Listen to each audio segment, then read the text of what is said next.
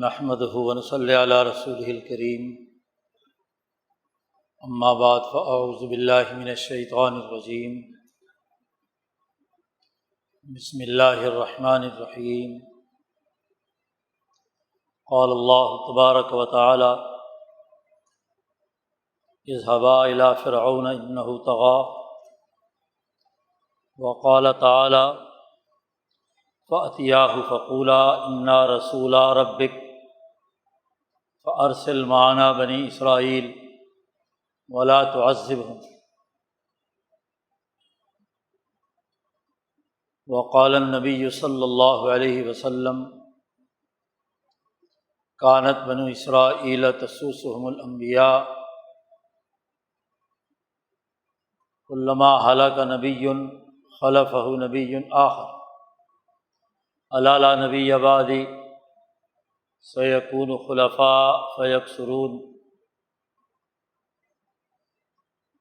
وقال النبی صلی اللہ علیہ وسلم لا تزال طائفة من امتی قائمین علی الحق لا یضرهم من خالفهم۔ صدق اللہ مولانا العظیم وصدق رسولہ النبی الکریم۔ معزز دوستو،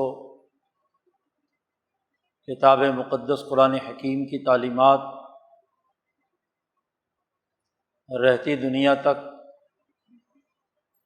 تمام انسانیت کے لیے رہنمائی کا منبع اور مرکز ہے۔ یہ وہ آخری اور جامع کتاب ہے جو آخری پیغمبر نبی الانبیاء حضرت محمد مصطفیٰ صلی اللہ علیہ وسلم پر نازل ہوئی ہے۔ اس کتاب مقدس میں انسانی زندگی کے جملہ مسائل پر بنیادی رہنمائی دی گئی ہے۔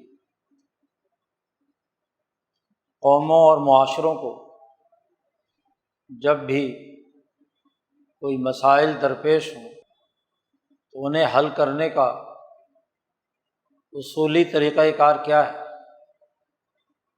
اس کی بنیادی اقدار کیا ہونی چاہیے، کن باتوں کا پابند ہونا چاہیے کہ جس کے ذریعے سے اس قوم کے پراگندہ حالات درست ہو جائیں، مسائل حل ہو جائیں، مشکلات دور ہو جائیں، اور وہ قوم دنیا میں خوشحالی، ترقی اور امن و سلامتی کی علامت بن جائے اور آخرت میں کامیابی کے مراحل طے کر سکے۔ اسی لیے قرآن حکیم کی اصولی اور کلی تعلیمات ایسی جامع معنی ہیں کہ انسانی زندگی کا کوئی گوشہ اس سے ماورا نہیں ہے۔ تمام پہلوؤں کا احاطہ قرآن حکیم کی ان تعلیمات نے کیا ہے۔ آج ہم بھی بہت سے گناگو مسائل میں مبتلا ہیں۔ ہماری حالت ایک عذاب کی کیفیت میں مبتلا ہونے والی ہے۔ ابھی اگست کے پچھلے ہفتے پاکستان، ہندوستان، بنگلہ دیش تینوں ملکوں نے اپنا اپنا یوم آزادی منایا ہے۔ 75 سال گزر گئے ہیں اگست 1947 سے یہ 2022 تک۔ اس پورے دورانیے میں اس خطے کی اقوام مجموعی طور پر بر عظیم پاک و ہند کی جن حالات سے دوچار ہے، جن مسائل میں مبتلا ہے، اس پر بڑی گفتگو کی جاتی ہے۔ ہر سال اگست کے مہینے میں بڑی بڑی تقریریں کی جاتی ہیں، بھاشن دیے جاتے ہیں، سیمینار منعقد کیے جاتے ہیں، آزادی اور حریت کے ڈنکے بجائے جاتے ہیں، جھنڈیاں لہرائی جاتی ہیں، نعرے لگائے جاتے ہیں، بڑے تذک و احتشام سے یہاں کے ان تینوں ملکوں کے مقتدر طبقات بہت ہی عیاشانہ اور مصرفانہ یوم آزادی مناتے ہیں۔ وہ ہندوستان کا لال قلعہ ہو یا پاکستان کا اسلام آباد ہو یا بنگلہ دیش کا ڈھاکہ ہو، تینوں ملکوں میں جلسے جلوس کیے جاتے ہیں، آزادی پر گفتگو کی جاتی ہے، بڑے فلسفے بیان کیے جاتے ہیں، آزادی کے فوائد و ثمرات پر گفتگو کی جاتی ہے۔ لیکن بنیادی حقائق یہ ہے کہ یہ پورا خطہ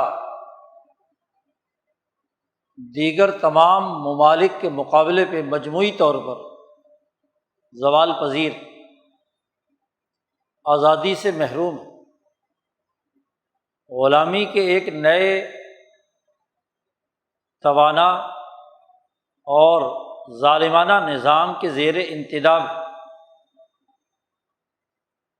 یہاں کی اقوام نہ صرف اپنے داخلی قومی مسائل میں الجھی ہوئی ہیں، بلکہ خارجی حوالے سے بھی دنیا کی اقوام میں عزت و احترام سے محروم ہے۔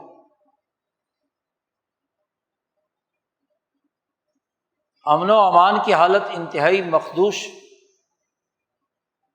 معاشی صورتحال ان کی ڈاماڈول ہوتی ہوئی کرنسیوں اور ان کی معاشی حالات سے واضح ہے۔ وہ خطہ جو دنیا بھر میں دنیا کی کل دولت کے 25% کا مالک تھا، آج وہ خطہ اپنے معاشی معاملات کو حل کرنے کے لیے قرض کی بھیک مانگتا ہے۔ پاکستان کا تو حال ہی کیا ہے کہ 75 سالوں سے قرض پر چل رہے ہیں، IMF اور ورلڈ بینک سے۔ بنگلہ دیش اور ہندوستان کو بھی اپنی کرنسی کو سہارا دینے کے لیے IMF سے قرض لینے کی ضرورت پیش آ گئی۔ آخر کیا وجہ ہے کہ وہ خطہ جو دنیا میں سونے کا مرکز تھا، ہر حوالے سے خوشحال تھا، امن و سلامتی کا حامل تھا، بلا تفریق رنگ، نسل، مذہب، رواداری اور برداشت کا ایک عالمی معاشرے کے لیے ایک مثالی نوعیت لیے ہوئے تھا، آج وہ افتراق و انتشار کی حالت میں سیاسی حوالے سے عزت و احترام سے محروم ہے، معاشی حوالے سے قرضوں میں جکڑا ہوا ہے۔ ان تینوں ملکوں کی عام عوام بھوک و افلاس کی حالت میں، تینوں ملکوں میں سیلاب آ جائے تو یہاں کی 70-80% آبادی تباہ و برباد ہو کر رہ جاتی ہے، کیونکہ گھر اجڑ جاتے ہیں، غریب کی غربت مزید بڑھ جاتی ہے۔ پاکستان ہو، ہندوستان ہو یا بنگلہ دیش ہو، تینوں خطوں کی صورتحال یہی ہے۔ 19-20 کا 15-20 کا فرق اپنی جگہ پر ہے، لیکن 70-80% آبادی غربت کی لکیر سے نیچے رہنے پر مجبور ہے، سڑکوں پر سوتی ہے، غربت کی حالت میں ہے۔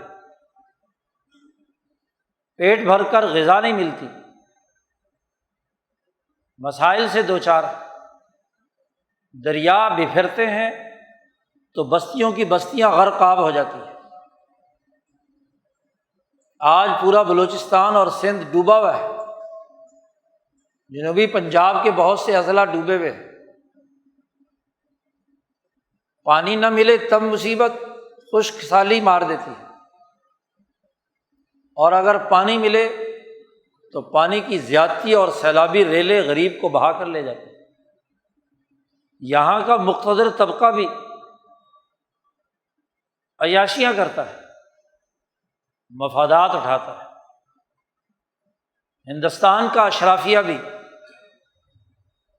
وہاں کی رولنگ کلاس بھی، وہاں کے 70-80% وسائل پر قابض ہے۔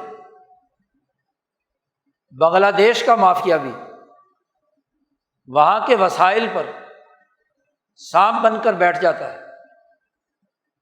آخر کیا وجہ ہے کہ اس خطے میں انسانی مسائل حل ہونے کے بجائے ہر گزرتے سال کے ساتھ ان میں اضافہ ہوتا ہے؟ ان مسائل کے حل کا کوئی طریقہ کار ایسا واضح پروگرام جو ان کے ان دیرینہ اور پیچیدہ مسائل کے حل کے لیے کردار ادا کرے، اس کی آج اس خطے کی اقوام کو ضرورت، خواہ و عقیدے کے اعتبار سے کچھ ہی کیوں نہ ہو، بحیثیت انسان جو اس کا انسانی حق، اسے امن چاہیے، اسے معاشی خوشحالی چاہیے، اسے عدل و انصاف چاہیے، اسے مجموعی طور پر انسانی فلاح و بہبود چاہیے، کالا ہو یا گورا، مسلمان ہو یا ہندو، سکھ ہو یا بدھ، اس خطے کا رہنے والا ہے۔ اس خطے کے ان مسائل کے حل کے لیے دنیا میں نازل ہونے والی آخری کتاب، نبی آخر الزمان پر نازل ہونے والی کتاب کیا رہنمائی دیتی ہے؟ یہ انسانی فریضہ ہے کہ کتاب مقدس قرآن حکیم سے انسانوں کے مسائل کے حل کے حوالے سے رہنمائی لی جائے۔ یوں تو اس خطے کے تمام انسانوں پر یہ فریضہ عائد ہوتا ہے، لیکن مسلمان خاص طور پر جو اس کتاب مقدس پر ایمان لانے کے دعوے دار ہیں، اسلام کے نعرے لگاتے ہیں، اسلام کے نام پر 2 ملک بنائے ہوئے ہیں، پاکستان اور بنگلہ دیش، بلکہ اس بر عظیم پاک و ہند کا ایک تیسرا ملک مالدیپ بھی مسلم اکثریتی ملک کہلاتا ہے۔ اسلام کے نام پر بنائے ہوئے یہ ملک، ان پر تو یہ فریضہ عائد ہوتا ہے کہ نہ صرف یہ کہ خود، بلکہ اس خطے کے دیگر انسانوں کو مسائل کے اس جھاڑ جھنکار سے نکال کر امن، ترقی اور خوشحالی کی شاہراہ پر گامزن کرنے کے لیے رہنمائی دیں۔ یہ رہنمائی تو کیا دیتے، خود ان سے زیادہ بدتر مسائل کے اندر مبتلا ہے۔ اس کا بڑا بنیادی سبب قرآن حکیم کی سچی تعلیمات سے عدم آگہی ہے، محض جذباتی عقیدت ہے، رسمی اظہار ہے اس کے تسلیم کر لینے کا، اس کے پیغام کو سمجھنے، اس کی آیات پر غور و فکر اور تدبر کرنے، اس کتاب میں جو قوموں کے عروج و زوال پر قرآن حکیم نے گفتگو کی ہے اسے نظر انداز کرنے کا لازمی نتیجہ یہ ہے کہ آج کا مسلمان نہ صرف یہ کہ خود عذاب الہی کی گرفت میں ہے، بلکہ اپنے ساتھ ساتھ اپنے خطے کے اکثریتی عوام کے لیے بھی مسائل کے حل کا کوئی راستہ نہیں ڈھونڈ رہا، جبکہ انبیاء کو ماننے والے، دین اسلام کی تعلیمات پر یقین رکھنے والوں پر تو لازمی تھا کہ وہ شہداء علی الناس بن کر انسانیت کی رہنمائی کرتے، خود کو اس زوال اور پستی سے نکالتے، اور پھر دیگر اقوام کو آزادی اور حریت کے راستے پر گامزن کرتے۔ قرآن حکیم کا انداز اور اسلوب یہ ہے کہ وہ انسانی معاشرے میں اقوام عالم کے نمونے کی قومیں سامنے رکھ کر ان کے مسائل کو زیر بحث لا کر بطور تمثیل کے، بطور مثال کے قوموں کے عروج و زوال پر گفتگو کرتا ہے۔ خاص طور پر وہ قوم جو ابراہیم علیہ السلام کو تسلیم کرنے والی، ملت ابراہیمیہ حنیفیہ پر ایمان رکھنے کے باوجود اپنے دور کے سچے نبی سے تعلق رکھنے کے باوجود ان کی حالت کیا تھی، ان کے مسائل کیا تھے؟ علم بھی ہے، کتاب بھی ہے، نبی کو مانتے بھی ہیں، اپنے اپنے احبار و رہبان کی پیروی بھی کرتے ہیں، پھر بھی مسائل سے دوچار ہیں۔ وہ قومیں جن کے پاس نہ کوئی قانون، نہ کوئی کتاب، نہ کوئی رہنما، نہ کوئی سیکھنے سکھانے والا، وہ اگر مسائل سے دوچار ہوں تو زیادہ سے زیادہ یہی کہا جائے گا کہ جاہل ہے، وہ جڑ ہے، تو انہیں پتہ نہیں کسی چیز کا۔ لیکن علم رکھنے کے باوجود، رہنما ہونے کے باوجود، آئین، قانون اور دستور اور کتاب مقدس ہونے کے باوجود اگر وہ زوال کی حالت میں ہے، پستی کی حالت میں ہے، تو قرآن حکیم نے ایسی زوال پذیر قوم کا تجزیہ کیا، حقائق بیان کیے، پورا منظرنامہ کھینچا ہے، اور اس حوالے سے قوموں کی آزادی کی معنویت، اس کے اثرات و نتائج، ان کے معاشی معاملات، ان کے سیاسی معاملات پر رہنمائی کی ہے۔ آج ہم یہاں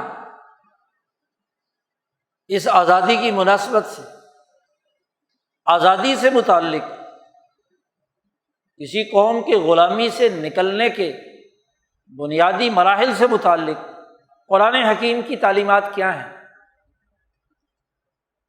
اسے سمجھنے کی کوشش کریں تاکہ وہ عقل و شعور پیدا ہو، جس سے قومیں حقیقی آزادی حاصل کر کے اپنے مسائل حل کرتی۔ بنی اسرائیل کا تذکرہ قرآن حکیم نے بہت جگہ پر کیا ہے۔ یہ آیات جو تلاوت کی گئی ہیں، یہ سورۃ طٰہٰ کی آیات حضرت موسیٰ علیہ السلام جب اللہ نے نبوت عطا فرمائی اور ان کی ذمہ داری عائد کی ان پر کہ وہ بنی اسرائیل کی آزادی اور حریت کے لیے کام کریں، اس حوالے سے قرآن حکیم نے چند آیات میں ایک واضح طریقہ کار اور اصول اور ضابطہ بیان کر دیا۔ بنی اسرائیل وہ ہیں جو حضرت ابراہیم علیہ السلام کی اولاد ہے۔ ابراہیم علیہ السلام کے بیٹے اسحاق، اسحاق کے بیٹے یعقوب، یعقوب جن کا نام اسرائیل ہے، ان کی اولاد بنی اسرائیل کہلائی۔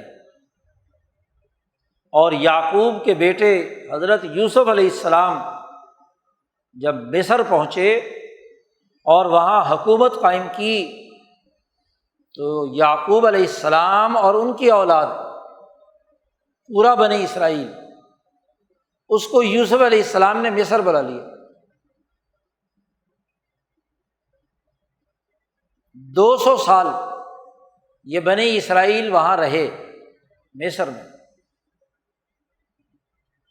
جب تک یوسف علیہ السلام اور ان کا قائم کردہ نظام باقی رہا تو بلا تفریق رنگ، نسل، مذہب، ہدایت کا ایک ایسا جامع پروگرام مصر میں غالب رہا جو مصریوں، قبطیوں اور بنی اسرائیلیوں دونوں کے لیے یکساں مفید تھی۔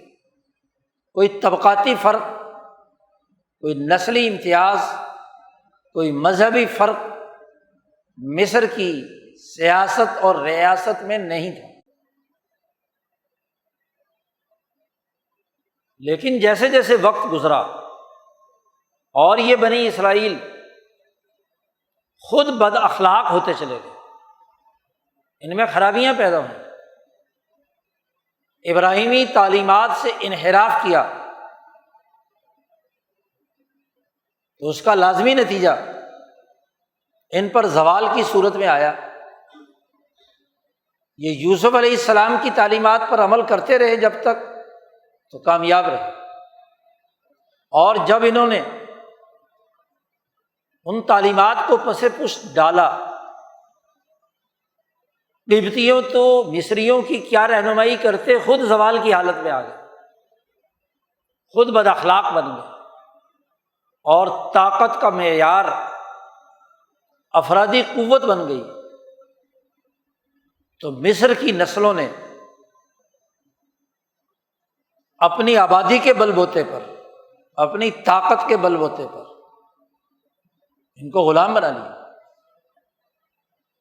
فراعین مصر وجود میں آئے اور انہوں نے غلام بنا کر ان کی آزادی سلب کر لی،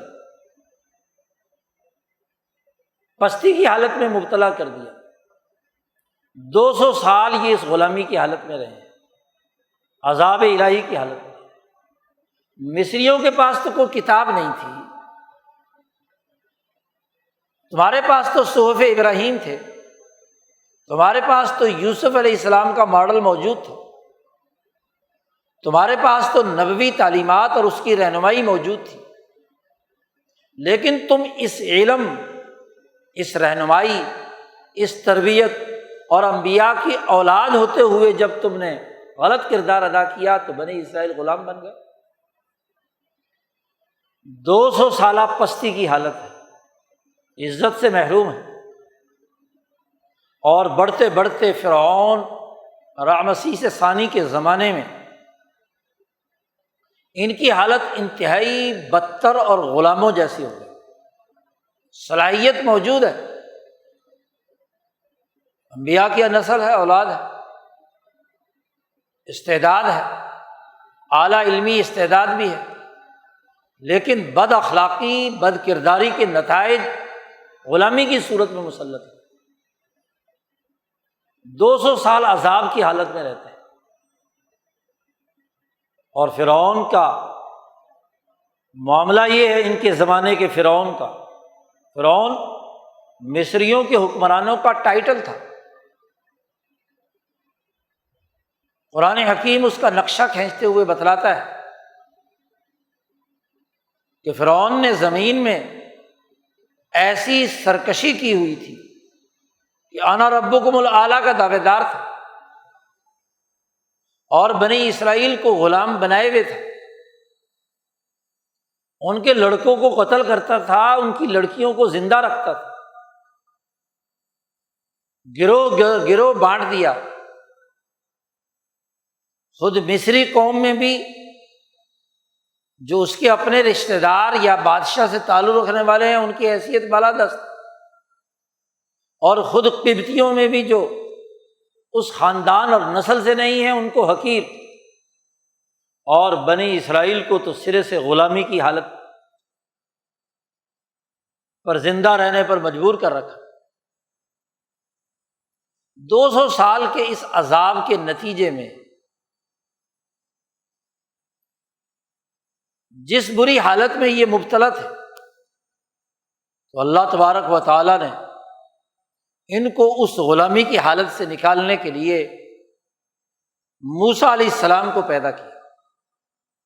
اس کا تفصیلی قصہ قرآن حکیم نے سورۃ القصص میں اور اس سورۃ طٰہٰ میں بیان کیا۔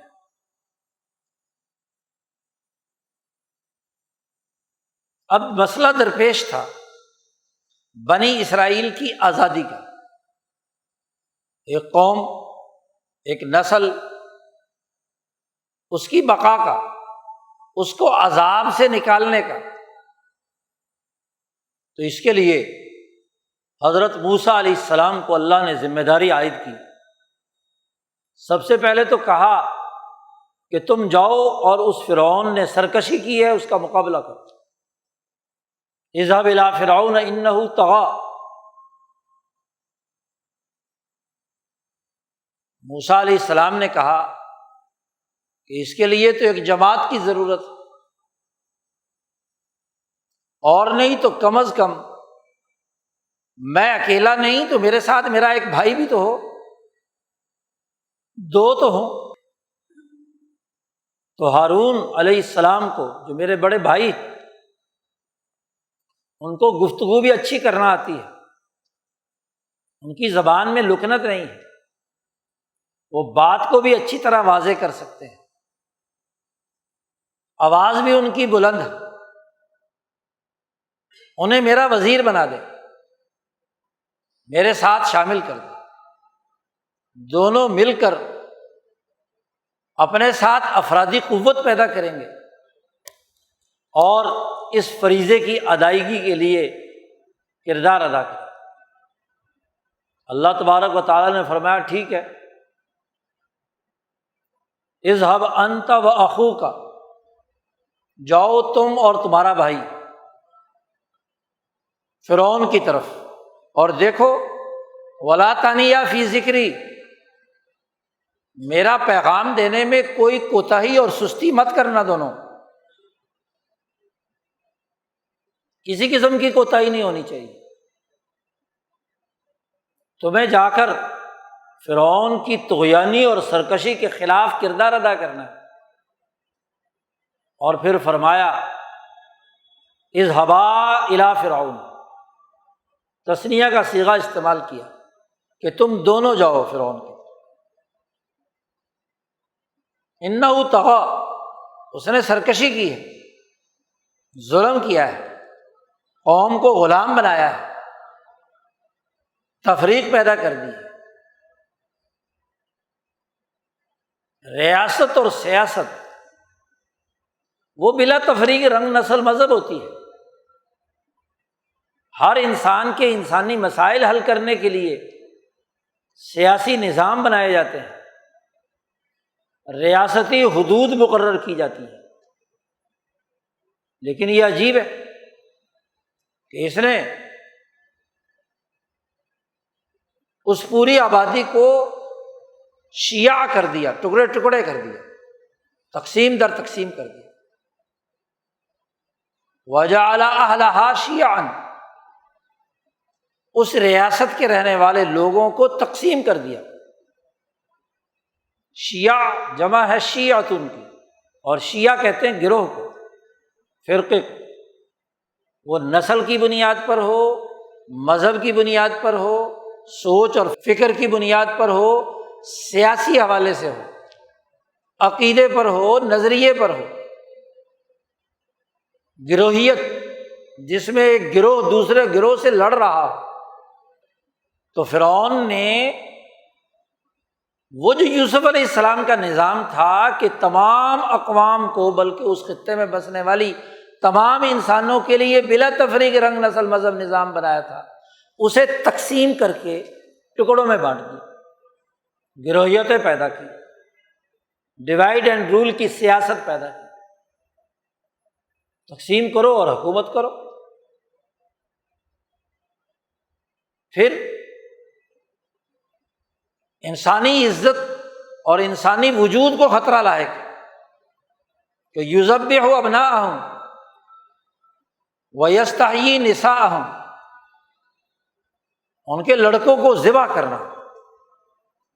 کسی بھی قوم کی نسل کشی کے لیے اس کی اولاد مردوں کو قتل کر دو تو خالی عورتیں اکیلے اب کون سا بچہ پیدا کریں؟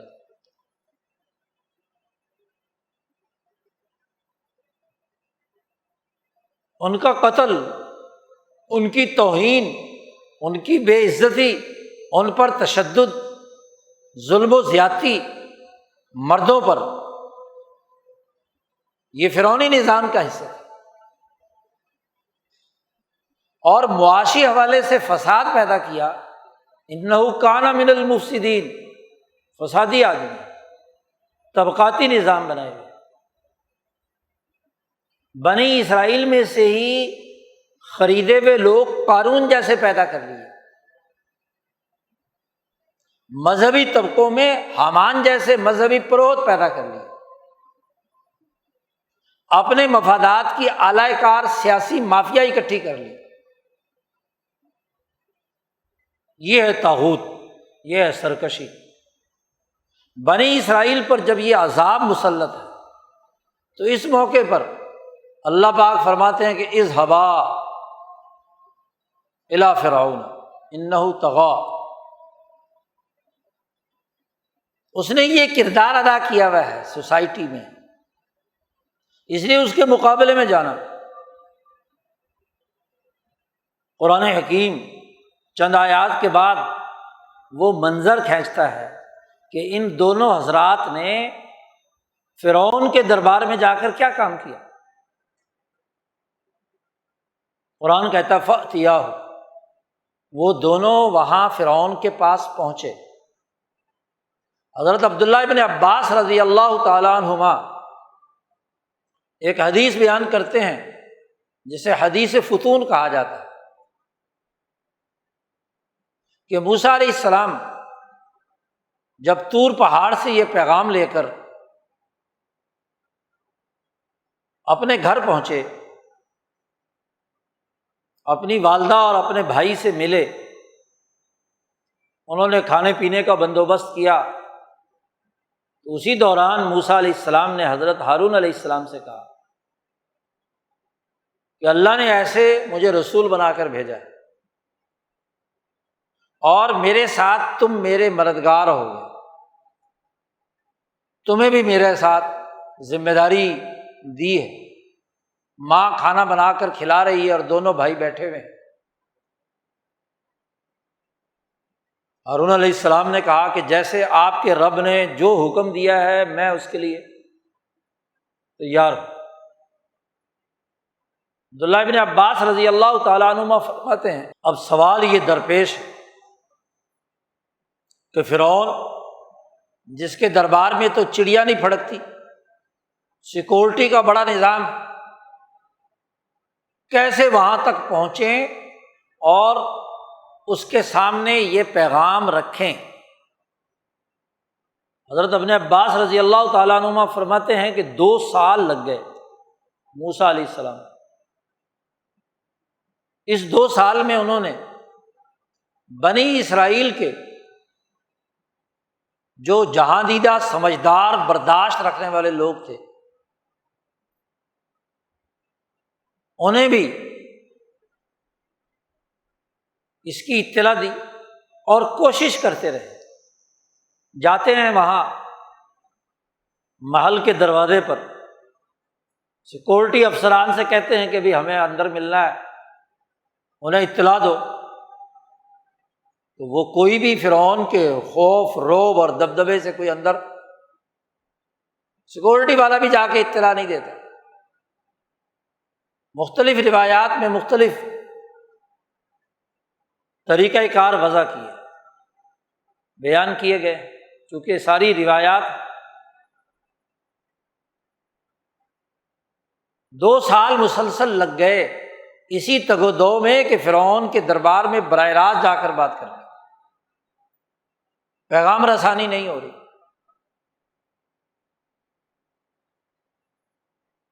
بالآخر ایک وزیر نے جرأت کی، وہ بھی اس وقت جب موسیٰ علیہ السلام نے عصا اس محل کے دروازے کے ساتھ ٹکرایا تو فرعون کے کانوں تک آواز پہنچی، تو اس نے پوچھا یہ کون ہے؟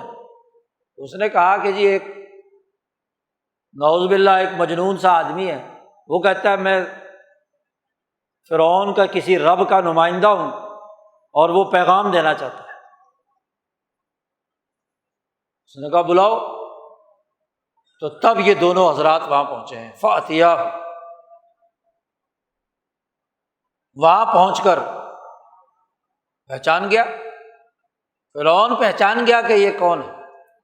ظاہر ہے 20 25 30 سال موسیٰ علیہ السلام اس کے محل میں پرورش پائی، پالا پوسا بڑا کیا، تو موسیٰ کو نہیں پہچانتے تو اور کسے پہچانتے؟ موسیٰ علیہ السلام نے تعارف کرایا، انا رسولا ربک، ہم دونوں رسول ہیں تیرے رب کے۔ سب سے پہلے اپنا تعارف کرایا، ہمیں بنی اسرائیلی حیثیت سے اور اس حیثیت سے کہ میں تمہارے محل میں رہا ہوں، اس حیثیت سے گفتگو نہیں کر رہا میں، ہم گفتگو کر رہے ہیں اس حیثیت سے کہ ہم تیرے پروردگار کے بھیجے ہوئے رسول ہیں، انا رسول ربک، اپنا تعارف کرا رہے۔ اب یہاں تعارف کے بعد پہلی بات یہ نہیں کہہ رہے کہ کلمہ پڑھو میں رسول ہوں پیغمبر ہوں، پڑھو لا الہ الا اللہ موسیٰ رسول اللہ، ان کا کلمہ ہے، اس کی دعوت نہیں دی۔ پہلا اور بنیادی پیغام قرآن حکیم کہتا ہے کہ ایک تو ہم تیرے رب کے رسول ہیں، فَأَرْسِلْ، فا تفریعی ہے کہ پہلی بات رسالت کا بنیادی مقصد ہم رسول بن کر آئے اس مقصد کے لیے ہے کہ فَأَرْسِلْ مَعَنَا بنی اسرائیل، بنی اسرائیل کو ہمارے ساتھ بھیجو۔ سورۃ الشعراء میں اللہ نے کہا ان ارسل معنا بنی اسرائیل،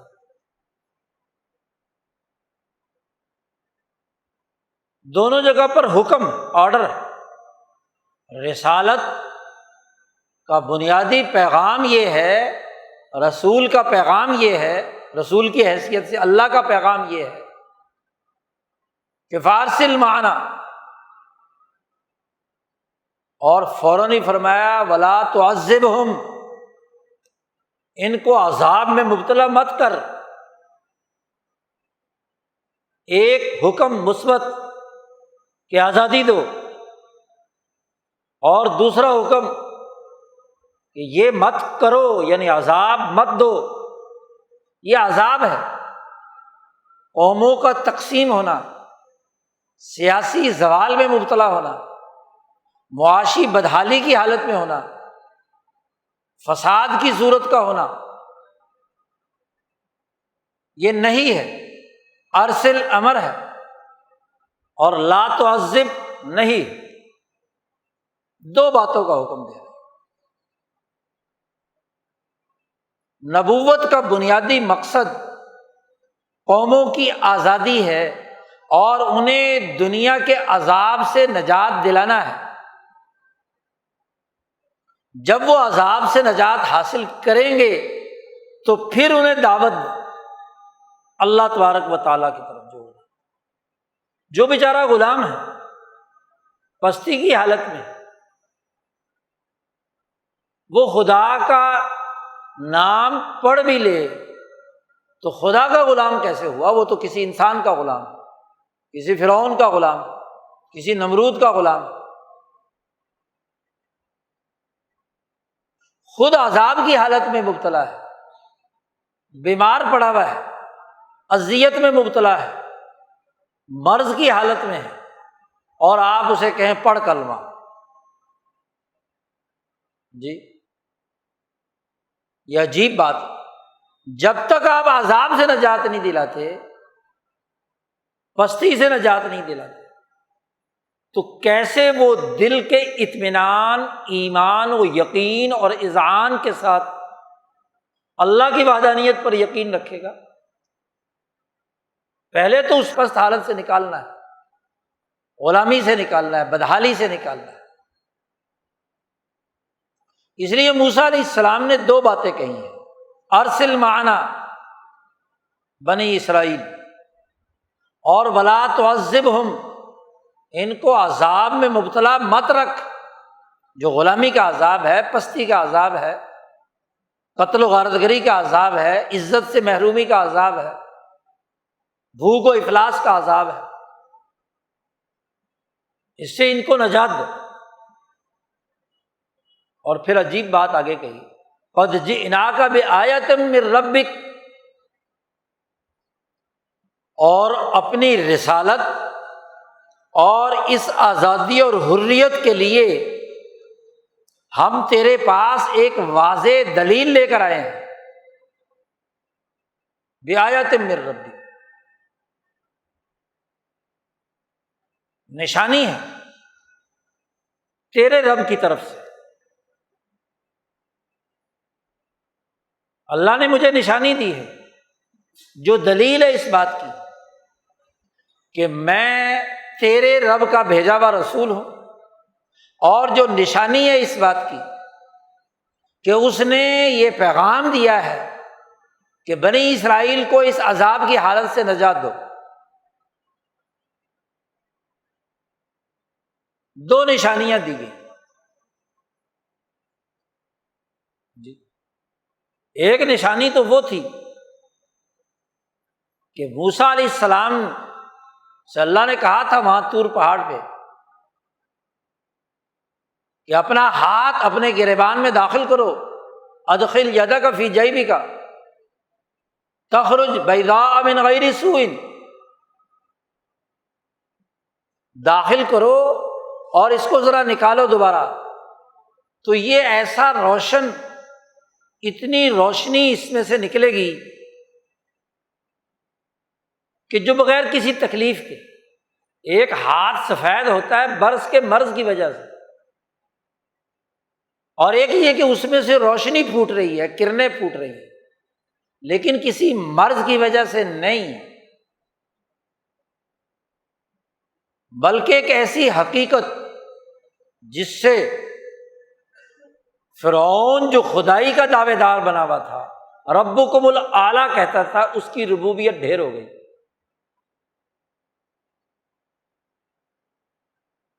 روایات میں آتا ہے فرعون نے موسیٰ علیہ السلام سے کہا کہ کیا تیرے پاس نشانی ہے، تو واقعی اللہ کا پیغمبر ہے، ذرا دکھاؤ۔ تو موسیٰ علیہ السلام نے اپنی گریبان میں ہاتھ دل پر رکھا اور باہر نکالا، تو وہ جو نورانی نقطہ موسیٰ علیہ السلام کے قلب میں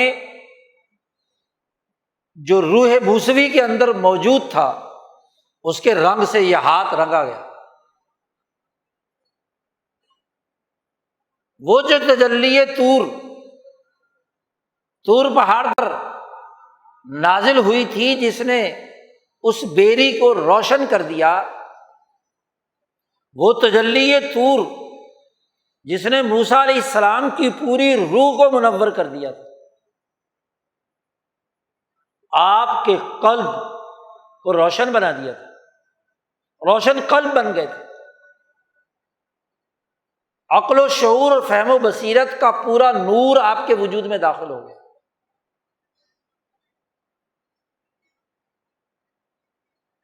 تجلیات الہیہ کا یہ نور دل سے نکلتا ہے اور اپنے راستے سے کیا ہے، ہاتھ میں پہنچ جاتا ہے، اور جیسے ہی ہاتھ موسیٰ علیہ السلام نے کیا، بیضاء من غیر سوء، اس میں سے جو سورج کی طرح کرنیں نکلیں، تو پورا کا پورا فرعون اور اس کا پورا دربار جگمگا گیا، روشن کر دیا۔ قد جئناک بآیۃ من ربک، تیرے رب کی طرف سے میں نشانی لایا، عظمت کی نشانی، ہیبت اور جلال کی نشانی۔ تو بھی رب کا دعوے دار بنا پھرتا ہے، ذرا تو کر کے دکھا۔ میرے رب نے تو مجھے رسول بنا کر بھیجا ہے، اور اس کی سب سے بڑی نشانی یہ ہے کہ اب انوارات الہیہ کا راج ہوگا، تیرا سسٹم ختم ہوگا۔ گویا کہ موسیٰ علیہ السلام کی قلبی توجہ نے اس کو مبہوت کر دیا، پریشان کر دیا۔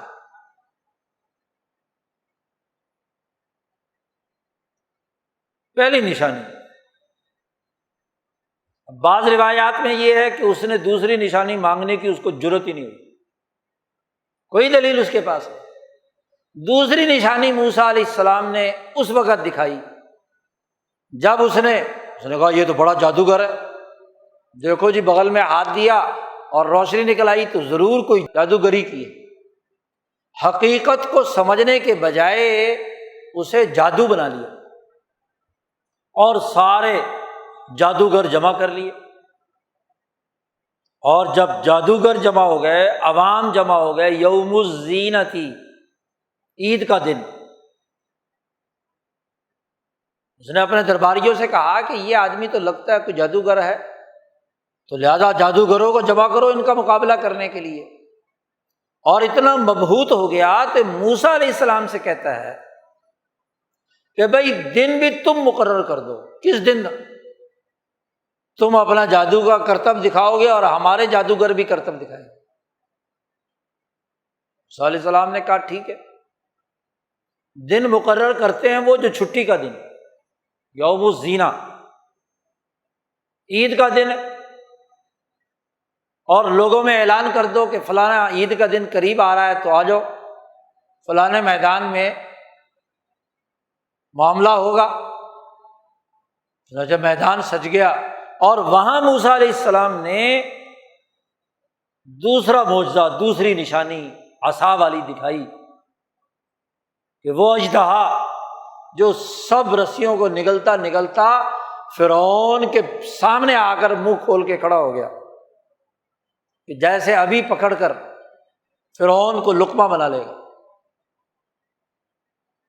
کام تو آسان ہو جانا تھا، لیکن موسیٰ علیہ السلام نے اس کی دم پکڑی تو وہ لاٹھی بن گیا۔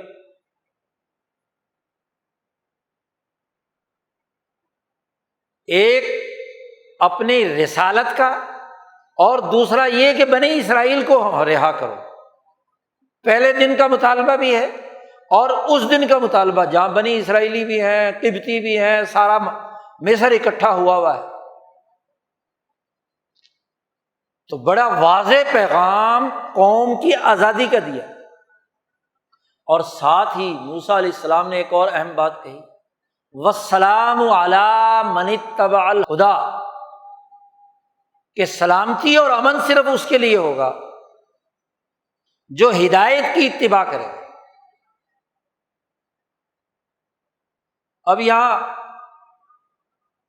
کہ جی غیر مسلم کو یہ کہنا چاہیے، یہاں مسلم غیر مسلم کی بات نہیں، بڑی واضح اور جامع دو ٹوک بات موسیٰ علیہ السلام نے کہی ہے کہ امن و سلامتی اس کے لیے ہے جو ہدایت کے سیدھے راستے پر چلے گا۔ اور یہ فرعون کو بھی معلوم ہے کہ ہدایت کا سیدھا راستہ یوسف علیہ السلام اس مصر کے اندر 200 سال پہلے متعارف کرا چکے ہیں۔ ہدایت کے بہت سارے درجات، قرآن حکیم نے بہت سے معنوں میں اسے استعمال کیا۔ سورۃ الاعلیٰ میں اللہ پاک نے انسان کی پیدائش کے ساتھ ہی انسان کے اندر اللہ نے کہا قدر فہدی، ہم نے اس انسان کی تقدیر اور اس کا سسٹم بنایا اور اس کو ہدایت دی، ہر انسان کو۔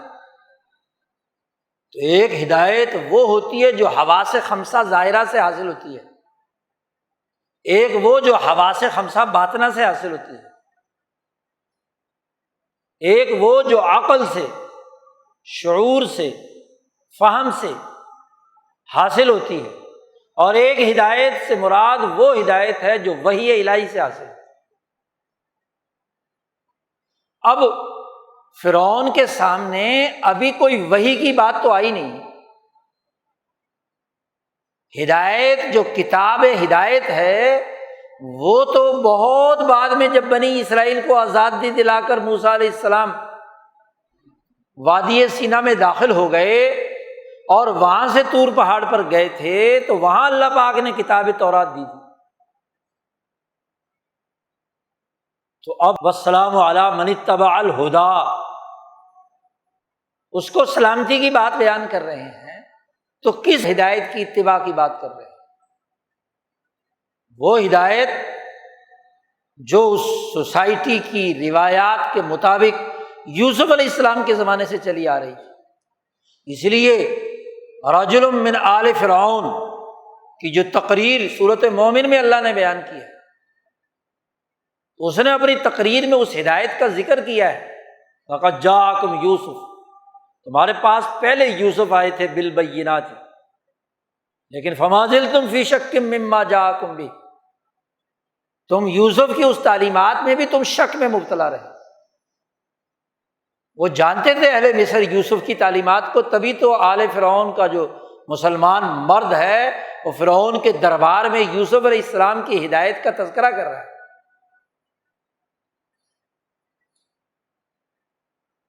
تو والسلام علی من اتبع الہدی، ایک قانون اور ضابطہ بتلا دیا کہ امن و سلامتی اس قوم کے لیے ہوتی ہے، اس معاشرے کے لیے ہوتی ہے، اس سوسائٹی کے لیے ہوتی ہے، ان افراد کے لیے ہوتی ہے جو ہدایت کے تمام درجات کے مطابق ہدایت اور رہنمائی کی اتباع کریں۔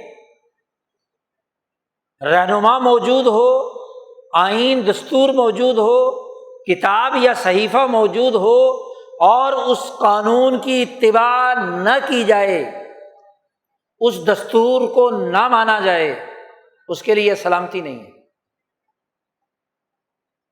یہ جملہ نہ صرف موسیٰ علیہ السلام نے کہا ہے، بلکہ یہی وہ جملہ ہے جو رسول اللہ صلی اللہ علیہ وسلم نے قیصر و کسریٰ کو خط لکھتے ہوئے لکھا ہے۔ بخاری میں وہ خط موجود ہے، باب بدل وحی میں، یا اسلم تسلم، خط پورا مکمل کیا ہے، من محمد رسول اللہ صلی اللہ علیہ وسلم الی ہرقل اسلم تسلم فإن ابیت فإن علیک اسم الیریسیین، اس سے پہلے جملہ ہے والسلام علی من اتبع الہدی، یہی جملہ ہے کہ جو ہدایت کی اتباع کرے گا امن اور سلامتی اس کے لیے ہے، کوئی بھی ہو۔ اب یہ اپنے وقت کے نبی کی پیروی کیے ہوئے تھے عیسائی، ہرقل، لیکن اتباع نہیں کر رہے تھے انجیل کی، عیسیٰ علیہ السلام کی بات نہیں مان رہے تھے۔ عیسیٰ علیہ السلام نے کہا تھا میرے بعد ایک نبی آئے گا یاتی من بعد اسمہ احمد، اس کو تسلیم کرنے کے لیے تیار نہیں ہے۔ تو ہدایت کی جو بھی اتباع کرے گا، خواہ وہ یہودی ہو، عیسائی ہو، مسلمان ہو، یا کوئی بھی قوم اور نسل ہو، امن و سلامتی اس کے لیے۔ والسلام علی من اتبع الہدی۔ اور اگلی بات فرمائی انا اوحی الینا، ہم پر وحی کی گئی ہے کہ اللہ کا عذاب اس پر ہے جو اللہ کے احکامات اور ہدایت کے احکامات کا انکار کرتا ہے اور اعراض کرتا ہے، اس پر اللہ کا عذاب علی من کذب وتولی، عذاب اس پر ہے جو تکذیب کرتا ہے، جھٹلاتا ہے، ہدایت کی بات کو نہیں مانتا اور اس سے روگردانی کرتا ہے، اس کے لیے عذاب۔ گویا کہ موسیٰ علیہ السلام کی یہ تقریر جو فرعون کے دربار میں ہے، 4 نکات پر مشتمل ہے۔ نمبر 1، انا رسول ربک، بلکہ 5 باتیں۔ سب سے پہلے اپنا تعارف کہ ہم تیرے رب کے رسول ہیں۔ رسول کے تعارف کے بعد 4 باتیں کہیں۔ قوموں کو آزادی دو، بنی اسرائیل کو ارسل معنا بنی اسرائیل۔ دوسری بات، ولا تعذبہم، ان کو عذاب مت دو۔ سیاسی غلامی، معاشی غلامی، پستی، بد امنی میں مبتلا ہو کیا ہوا ان کو، اس سے باز آ جاؤ۔ تیسری بات یہ کہ والسلام علی من اتبع الہدی، جو ہدایت کی اتباع کرے گا سلامتی اور امن جان اسی کی بچے گی، ورنہ تو اسے غرق کر دیا جائے گا۔ اور چوتھی یہ کہ ان العذاب علی من کذب وتولی، اللہ کی طرف سے عذاب آتا ہے قوموں پر، عذاب کا بنیادی سبب تکذیب اور اعراض ہے۔ بنی اسرائیل نے بھی یہ حرکت کی تھی تو اللہ نے ان پر بھی عذاب اسی وجہ سے نازل کیا، حالانکہ انبیاء کی اولاد۔ قرآن کہتا ہے لَتُفْسِدُنَّ فِي الْأَرْضِ مَرَّتَيْنِ وَلَتَعْلُنَّ عُلُوًّا كَبِيرًا، تم فساد مچاؤ گے تو ہم اسی طرح تم پر سزا مقرر کریں گے، چاہے وقت کے نبی کو کیوں نہ مانتے۔ لیکن ان کی اتباع نہیں کرتے، ان کی ہدایت پر نہیں چلتے، ان کی خلاف ورزی کرتے ہو تو عذاب آئے گا۔ گویا کہ قوموں سے عذاب تبھی ٹلتا ہے جب وہ ہدایت کی اتباع کرتے ہیں، امن و سلامتی انہیں تبھی حاصل ہوتی ہے جب وہ ہدایت کی اتباع کریں۔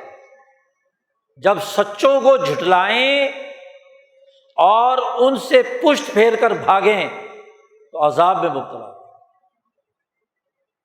دنیا میں دیکھ لو، ایک آدمی اپنے فن پر مہارت رکھتا ہے، اسے کمانڈ حاصل ہے، ایک ڈاکٹر ہے اس کو اپنے شعبے پر، ایک انجینئر ہے اس کو اپنے شعبے پر، وہ اس کی روشنی میں ایک ہدایت جاری کرتا ہے، آپ اس کی ہدایت پر عمل نہ کریں تو عذاب میں مبتلا ہوں گے۔ اس کو چھوڑ کر جاہلوں کے پیچھے چلے تو عذاب میں مبتلا ہوں گے، کیونکہ اسے اپنے جو شعبے پر عبور حاصل ہے، جس علم کی اسے مہارت، تو سچے رہنما کو چھوڑ کر جھوٹے عطائی سے جا کر دوائی لینا، ایک ناقص اینٹیں لگانے والا مستری اس سے کام لینا، انجینئر کی بات نہ ماننا، اپنے شعبے کے ماہر سے کام نہ کروانا اور نالائق سے کام کروانا تو بگاڑے گا ہی نا کام، عذاب میں مبتلا ہوگا، وہ تو جگاڑ کرے گا۔ تو قرآن نے بالکل واضح کر دیا کہ کسی بھی قوم کی ترقی کے لیے آزادی پہلا مرحلہ ہے، ارسل معنا بنی اسرائیل، اور آزادی کا لازمی نتیجہ یہ ہونا چاہیے کہ وہ عذاب کی حالت سے نکل جائے، اور عذاب کی حالت سے نکل کر امن و سلامتی تب ہوگی کہ جب وہ سچے رہنماؤں کی اطاعت کرے گا، ہدایت کی اتباع کرے گا، اس بات کو مانے گا، اور اگر نہیں مانے گا، جھٹلائے گا تو عذاب میں مبتلا ہوگا۔ یہ چاروں باتیں بالترتیب یہاں موسیٰ علیہ السلام نے واضح کی ہیں، اور قرآن حکیم نے اس کا یہ خلاصہ یہاں نقل کر دیا۔ تو یوم آزادی پر کم از کم آزادی کے جو 4 معیارات اپنے وقت کے نبی نے بیان کیے اور قرآن نے اسے نقل کر دیا امت محمدیہ کے لیے، کیوں نقل کیا؟ کہ یہی معیارات رسول اللہ صلی اللہ علیہ وسلم کی نبوت کے ہیں۔ امام شاہ ولی اللہ فرماتے ہیں کہ تمام انبیاء میں سے 2 نبی ایسے ہیں کہ جو دونوں انبیاء اور نبوت کے تمام معاملات میں جامع حیثیت رکھتے ہیں۔ نبوت کے جتنے بھی مناصب ہیں، کاملیت ہو، خلافت ہو، انذار ہو، حکمت ہو، وغیرہ وغیرہ، تو ان تمام میں دونوں انبیاء موسیٰ علیہ السلام اور محمد مصطفیٰ صلی اللہ علیہ وسلم دونوں حکیم بھی تھے، منذر بھی تھے، خلیفہ بھی تھے، ہادی بھی تھے، مزکی بھی تھے، رہنما بھی تھے، ہر شعبے کے اعتبار سے۔ تو نبی اکرم صلی اللہ علیہ وسلم اور موسیٰ علیہ السلام میں فرق صرف اتنا ہے کہ موسیٰ علیہ السلام بنی اسرائیل کی قوم اور اس کے ذریعے سے اس خطے کی اقوام کی درستگی اور سیاست کے لیے آئے تھے، اور رسول اللہ صلی اللہ علیہ وسلم کل انسانیت اور دنیا بھر کی کل اقوام کے نظام کو درست کرنے کے لیے آئے تھے۔ موسیٰ علیہ السلام کی نبوت کا دائرہ کار ارتفاق ثالث قومی نظام سے تعلق ہے، اور نبی اکرم صلی اللہ علیہ وسلم کی جدوجہد کا دائرہ کار ارتفاق رابع بین الاقوامی سطح پر غلبے کی صورت ہے، لیکن بنیادی اساسی اصول وہی۔ تو یہ 4 مرحلے ہونے چاہیے۔ قرآن حکیم یہ کہتا ہے کہ جب کوئی قوم آزادی حاصل کرے تو اس کے لیے لازمی اور ضروری ہے کہ آزادی سے پہلے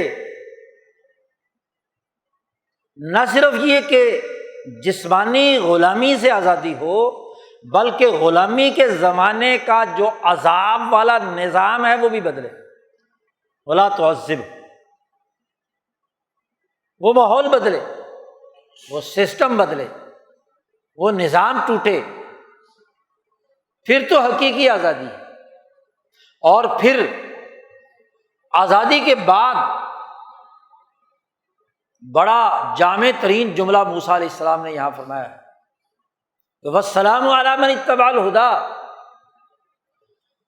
آپ دیکھیے کہ جیسے فرعون پر یہ فٹ ہوتا ہے، قبطیوں پر فٹ ہوتا ہے، ایسے ہی یہ بنی اسرائیل جنہیں بحیرہ قلزم کراس کر کے موسیٰ علیہ السلام وادی سینا میں لے کر پہنچے، تو جس بنی اسرائیلی نے موسیٰ علیہ السلام کی رہنمائی کو قبول کر کے ان کی اتباع کی، وہ تو امن و سلامتی کے ساتھ بیت المقدس میں داخل ہوئے، اور جس نے بھی اتباع نہیں کی یا تو وادی تی میں ہی مر کھپ گئے جی، یا بچھڑے کی پوجا کر کے قتل ہو گئے، قتل کر دی گئے، فَاقْتُلُوا أَنفُسَكُمْ، اپنے آپ کو قتل کرو۔ سلامتی اسی کے لیے جو اتباع کرے گا ہدایت کی۔ ان بنی اسرائیلیوں میں بھی جس نے موسیٰ علیہ السلام کی کامل اتباع کی اور اعلیٰ درجے کی اتباع کرنے والے یوشع بن نون تھے، اس لیے امن و سلامتی کے رہنما بھی موسیٰ علیہ السلام کے بعد وہی بنے۔ جیسے اعلیٰ درجے کی ہدایت اور اتباع کرنے والے ابو بکر صدیق تھے، اس لیے بین الاقوامی حکمرانی میں خلافت بھی سب سے پہلے انہیں ملی۔ تو جو جس درجے میں ہدایت کی اتباع کرے گا، سلامتی اس کے لیے ہوگی، امن و سلامتی اس کے لیے۔ تو آزادی کے حصول کے بعد ایک تو وہ عذاب والا نظام ختم ہونا چاہیے، اور دوسرے یہ کہ ہدایت کی اتباع کریں گے تو سلامتی ہوگی، رہنماؤں کی، سچے رہنماؤں کی رہنمائی کی بات مانیں گے تو امن اور سلامتی آئے گا، ورنہ تو نہیں۔ اور اگر ان کا انکار کریں گے اور روگردانی کریں گے تو اللہ کا عذاب، دنیا کا یہ عذاب ان پر ضرور آئے گا۔ ان العذاب علی من کذب وتولی، اللہ کا عذاب اس پر جو سچوں کو جھٹلانے والا ہے، ان سے اعراض کرنے والا ہے، ان کی بات نہ ماننے والا ہے۔ اور تاریخ گواہ ہے کہ خواہ وہ بنی اسرائیلی کیوں نہ ہوں، جب بھی انہوں نے اپنے دور کے ہادیوں کی، اپنے دور کے نبیوں کی، اپنے دور کی کتاب مقدس تورات کی، انجیل کی، زبور کی پاسداری نہیں کی تو عذاب میں مبتلا ہو، فسادی بن گئے۔ آج یہی تاریخ مسلمانوں میں دہرائی جا رہی ہے۔ مسلمانوں کے جب اخلاق بگڑے تو غلام بنا لیے گئے۔ اس بر عظیم پاک و ہند میں مسلمانوں کی حکومت ختم ہو گئی، سامراجی فرعونی نظام مسلط ہو گیا، عذاب کی حالت میں مبتلا ہو گئے۔ خوشحال تھے کنگال ہو گئے، پرامن تھے خوف کی حالت میں مبتلا ہو گئے۔ عدل و انصاف کی حالت میں رہتے تھے، ظلم و ستم کی چکی میں پسنے لگے۔ 200 سال بنی اسرائیلیوں کی طرح غلامی کے عذاب میں مبتلا رہے، اور اس پورے دورانیے میں انبیاء کے سچے وارثین نے ہدایت کا جو سیدھا راستہ متعین کیا، جس کی وجہ سے سلامتی آنی تھی، جس کی وجہ سے پورا بر عظیم پاک و ہند صحیح سالم محفوظ رہنا تھا، والسلام علی من اتبع الہدی، جس کی یونٹی برقرار رکھنی تھی، یہاں کے قوموں کے مسائل حل ہونے تھے، ان کا عذاب ختم ہونا تھا، ان کی اجتماعیت برقرار رہنی تھی، ان کی اس سب کانٹیننٹ کی وہ حیثیت اور شناخت جو دنیا میں عزت اور افتخار اور مرتبے کی علامت تھی، وہ برقرار رہنی تھی۔ اس ہدایت کی اتباع نہیں کی گئی۔ فرعون نہ کرے تو دریائے نیل میں غرق ہوتا ہے، بحیرہ کلزم میں غرق ہوتا ہے۔ بنی اسرائیلی نہ کریں تو وادی تی میں قتل کر دیے جاتے ہیں۔ بنی اسرائیل نہ کریں تو جالوت ان کی اینٹ سے اینٹ بجا دیتا ہے، بخت و نصر انہیں تباہ و برباد کر دیتا ہے۔ وہ اگر یہ بد اخلاقی کا مظاہرہ کریں تو تاتاری ان پر حملہ کر کے بغداد کی اینٹ سے اینٹ بجا دیتے ہیں۔ وہ اگر بد اخلاقی کا مظاہرہ کریں تو اس بر عظیم پاک و ہند کے اوپر غلامی کی سیارات مسلط ہو جاتی ہیں، وہ بھی قیصر و کسریٰ کی عادات کے حامل بن جائیں تو زوال کی حالت میں مبتلا۔ سلامتی تو اس کے لیے جو ہدایت کی اتباع کرے، تو وہ سلامتی نہیں رہی۔ اس خطے کے بسنے والے لوگوں کو سوچنا چاہیے کہ انبیاء کی مجموعی تعلیمات پر مشتمل جو ہدایت تورات میں، انجیل میں، زبور میں، قرآن حکیم میں، صحف ابراہیم میں، اور دنیا بھر میں آنے والے حکماء انبیاء کی تعلیمات میں، ان کی کتابوں میں انسانیت کی تقسیم کے نظریے کو رد کر دیا گیا، خطوں میں تشیع پھیلانے کو روک دیا گیا۔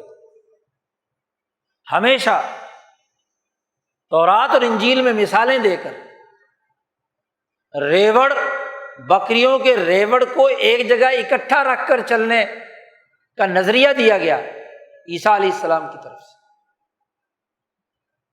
تقسیم کی بنیاد پر نہیں۔ آزادی کا مقصد تو اس اجتماعیت کو برقرار رکھنا تھا۔ سوچنے کی بات یہ ہے کہ وہ سلامتی نہیں رہی، بلکہ عذاب آیا، اور عذاب یہ آیا کہ لاکھوں انسان قتل کر دیے گئے، یورپین بھیڑیے دیکھتے ہوئے تماشا کر رہے ہیں، لوگ گاجر مولی کی طرح کٹ رہے ہیں، وہ تصویریں کھینچ رہے ہیں، ٹرینوں کی ٹرینیں کٹ رہی ہیں، خاندانوں کے خاندان اجڑ رہے ہیں، صدیوں سے بستے ہوئے انسان اجاڑ کر تباہ و برباد کر دیے گئے، بد اخلاقی کا عذاب مسلط ہوا۔ انسانی معاشرے ترقی کرتے ہیں دھرتی کی محبت اور پیار سے۔ صدیوں سے انسان جب ایک جگہ رہتا ہے تو وہ انسانی اقدار اور روایات اس کے اندر رچ بس جاتی ہیں، وہ انسان کالا ہو گورا ہو، کسی مذہب کسی نسل کا ہو، اس میں انسانی روایات برقرار رہتی ہیں۔ وہ چوری ڈاکے سے اپنے وطن کو داغدار نہیں کرتا۔ صدیوں سے ایک جگہ رہنے والے وہ خون کے پیاسے بنا دیے، اور جب یہاں سے اجڑ کر وہاں جانے والے اور وہاں سے اجڑ کر یہاں آنے والے،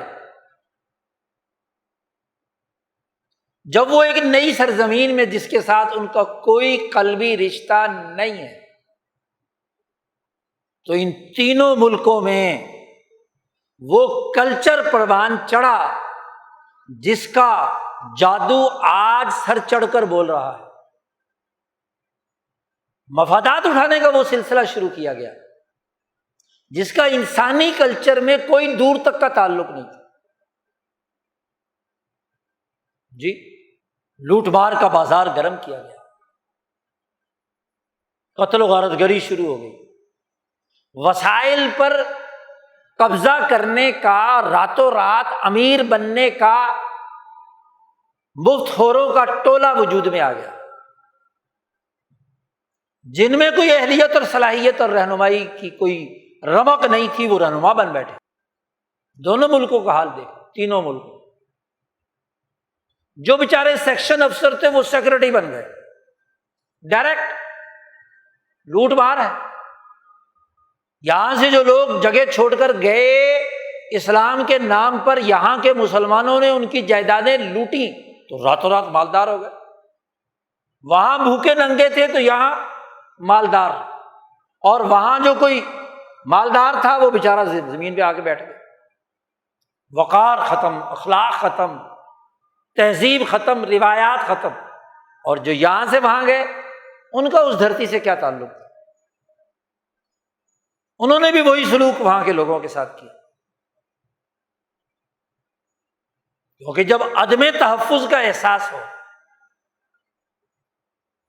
مہاجر کا ٹائٹل ساتھ لگا ہوا ہو، نہ دھرتی اپنی نہ وطن اپنا، بس وسائل لوٹو، یہ جو راتوں رات امیر بننے کا خناس،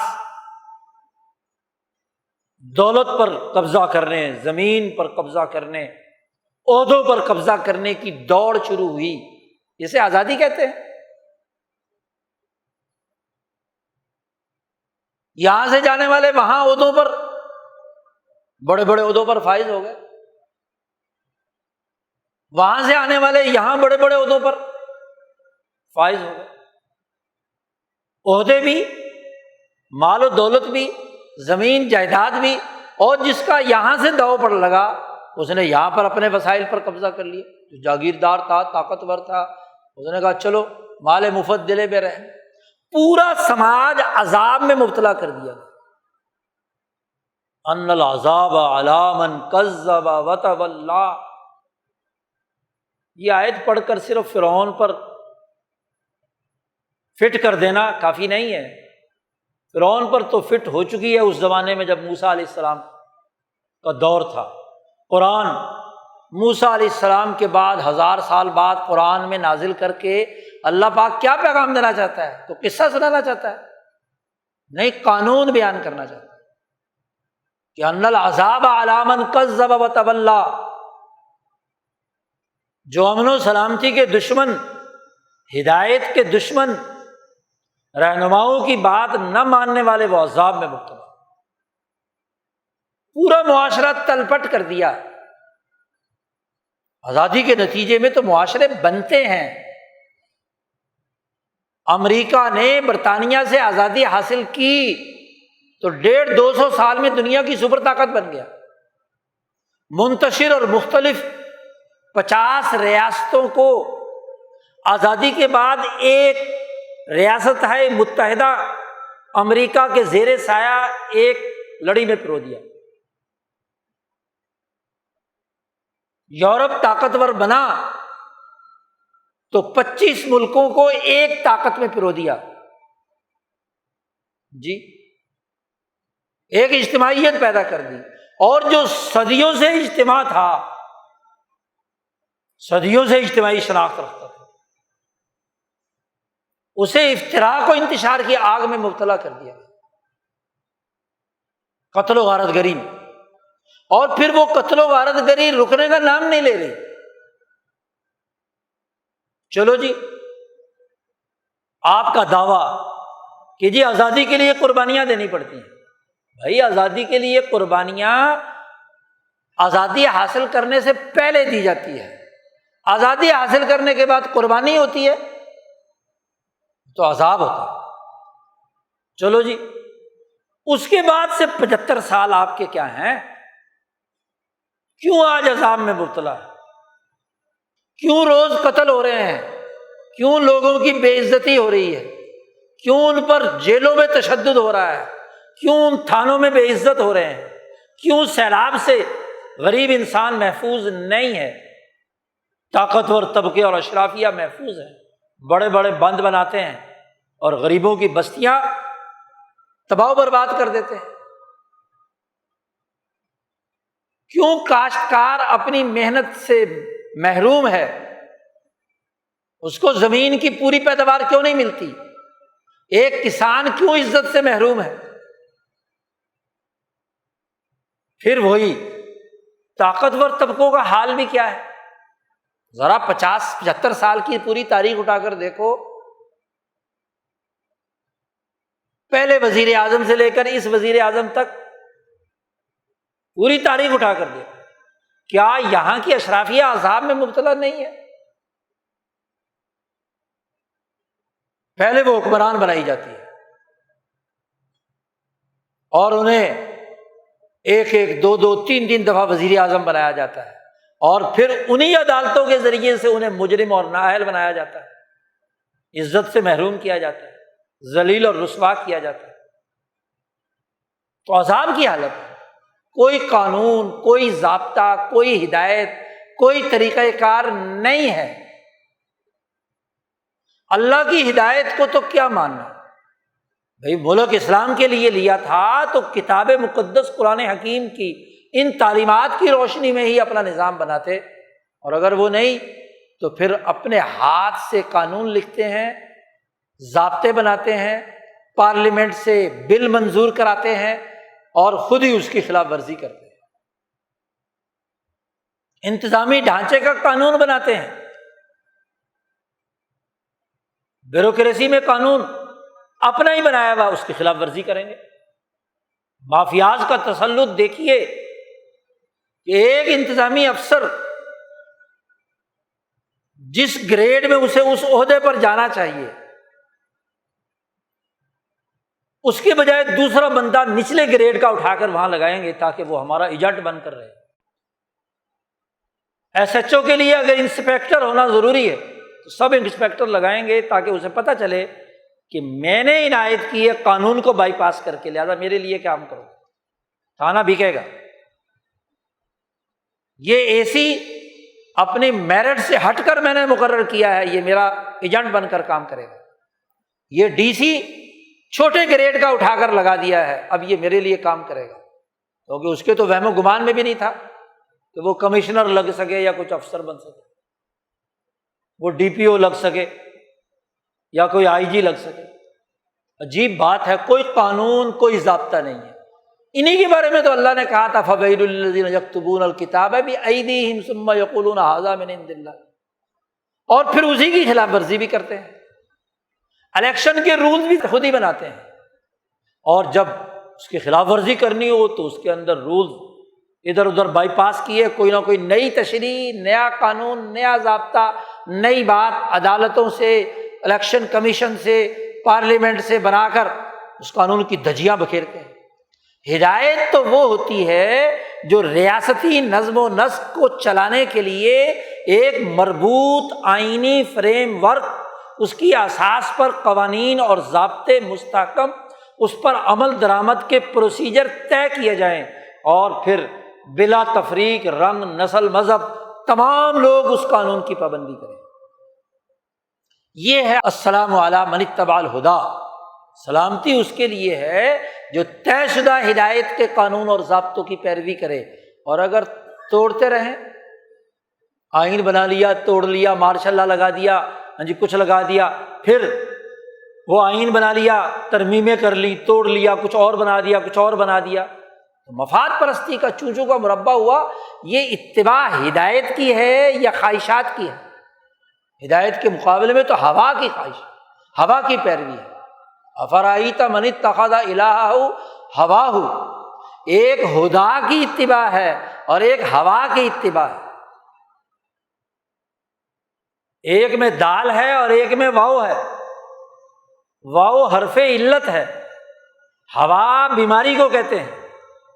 ہوا کی بنیاد پر جو قانون اور ضابطہ بنے وہ قانون نہیں ہے، وہ خواہش ہے۔ اور ایک ہدا ہے، دال، جو ایک مضبوط اور مستحکم سیدھے راستے کی وضاحت، شاہراہ ہے۔ ایسی روشنی غیب اور ہدایت کی روشنی کو کہتے ہیں، جو بالکل واضح، کوئی اس میں کجی وجی نہیں ہے۔ ہوا میں تو کبھی ادھر کبھی ادھر کبھی ادھر کبھی ادھر زگ زیگ ہے۔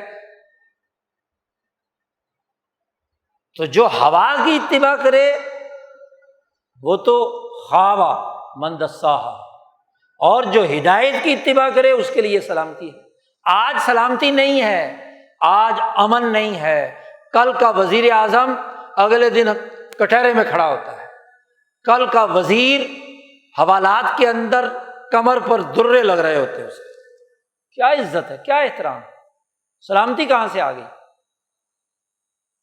کل کا افسر آج کرپشن کے کٹہرے میں کھڑا ہے، یہ سلامتی ہے؟ یہ امن ہے؟ سوچنے کی بات ہے۔ قرآن حکیم جو معیار بنا رہا ہے آزادی کے، اس کے علی الرغم پوری کی پوری سوسائٹی اس عذاب میں مبتلا ہے۔ کیوں؟ اس لیے کہ علی من کذب وتولی، سچے رہنماؤں، انبیاء کے سچے وارثوں، امام شاہ ولی اللہ دہلوی سے لے کر امام انقلاب مولانا عبید اللہ سندھی اور مولانا شاہ سعید احمد رائے پوری تک کے سچے رہنماؤں، جنہوں نے انبیاء کا پیغام ہی سنایا، موسیٰ علیہ السلام کی یہ آیت ہی پڑھ کر سنائی، نبی اکرم صلی اللہ علیہ وسلم کی یہ تعلیمات ہی بتلائیں، اولیاء، مفسرین، محققین کی آیات ہی پڑھ کر سنائیں، اس خطے کی اقوام کی قومی جدوجہد کو انبیاء کے تناظر میں بیان کیا، ان کی اس ہدایت کو نظر انداز کیا، کذبا، انہیں جھٹلایا۔ جو غلامی کے لیے کردار ادا کرنے والے تھے وہ لیڈر بنا لیے۔ ان العذاب، ان پر ایک مخصوص عذاب، نکرانی کا الف لام داخل کیا، اور مخصوص عذاب سیاسی عذاب ہے، معاشی عذاب ہے، ذلت امیز عذاب ہے۔ من کذب وتولی، اعراض کیا، گردن موڑ دی، سچا پیغام سنایا تو فتوے لگائے، روگردانی کی، اس کا لازمی نتیجہ تو ہونا تھا کہ عذاب ہے۔ آج ہم عذاب کی حالت میں ہیں۔ اسی لیے ہمارے حضرت شاہ سعید احمد رائے پوری دعا مانگتے تھے کہ یا اللہ، ہمارے گناہوں کے سبب جس عذاب الہی میں آج ہم مبتلا ہیں، یا اللہ ہمارے وہ گناہ معاف کر۔ ہم سے جو بھول ہوئی اور ہم نے جو سچے لیڈروں کو جھٹلایا، ان سے روگردانی کی، اور جھوٹے لیڈروں کے پیچھے 75 سالوں سے چل رہے ہیں، تو یہ عذاب میں مبتلا ہے نا۔ اس عذاب سے جب تک توبہ نہیں کریں گے، سلامتی اور امن کے لیے واضح اور دو ٹوک ہدایت کے راستے پر نہیں چلیں گے تو کبھی نہ امن ہو سکتا، نہ عذاب کی حالت سے نکل سکتا۔ قرآن حکیم کی آیات ہمیں آئینہ دکھا رہی ہیں اور آزادی کا حقیقی مطلب بتلا رہی ہیں۔ واضح طور پر ان آیات کا سیاق و سباق بنی اسرائیل کی قومی آزادی، قومی سلامتی اور عذاب کی حالت سے نکلنے سے ہے۔ اسی کی اساس پر آج ہم اپنے قومی معاملات کو دیکھ سکتے ہیں، اور آزادی اور حریت کے اس مہینے میں جس کو آزادی اور حریت کے نعرے کے ساتھ ہم لے کر چل رہے ہیں، ہمیں آزادی کا حقیقی مطلب، مفہوم، اس کے امن و سلامتی والے اثرات، عذاب سے نکلنے والے اثرات کو سمجھنا ہے۔ اگر یہ سمجھ پیدا ہوتی ہے، شعور پیدا ہوتا ہے، سچے رہنماؤں کی اتباع کرتے ہیں، ہدایت کے ایک صاف شفاف آئین، قانون، دستور کی پیروی کرتے ہیں تو اس عذاب کی حالت سے نکل سکتے ہیں۔ اللہ تعالی ہمیں قرآن حکیم کی آیات کا صحیح شعور نصیب فرمائے اور اس کی اساس پر آزادی کے حقیقی فوائد اور ثمرات سے مستفید ہونے کی توفیق عطا فرمائے۔ وآخر دعوانا ان الحمد للہ رب العالمین۔